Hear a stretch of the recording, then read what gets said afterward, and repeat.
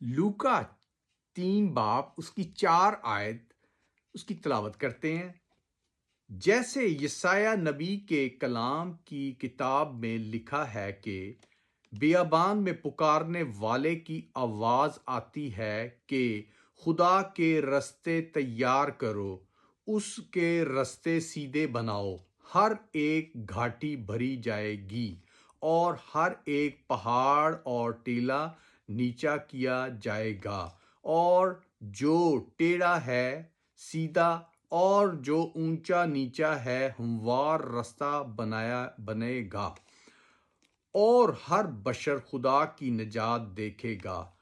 پس جو لوگ اس سے بپتسمہ لینے کو نکل کر آئے تھے وہ ان سب کو کہتا تھا۔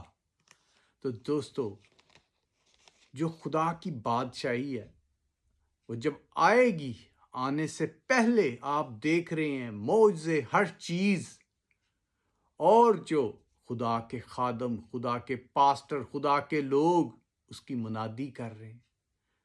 دیکھیں دوستو، یہ ابھی چل رہا ہے، اور یہ خدا کی جو طرف سے اس کے بیٹے کی دوسری آمد ہے وہ بہت نزدیک ہے۔ اسے خدا جانتا ہے، نہ بیٹا، نہ فرشتے، نہ کوئی۔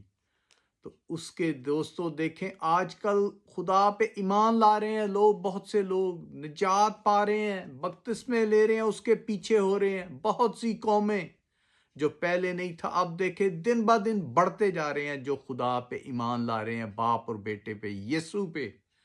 آپ بھی خوش نصیب ہیں، ان میں جو بھی نہیں ایمان لائے اس پہ لائیں۔ پریز دی لارڈ۔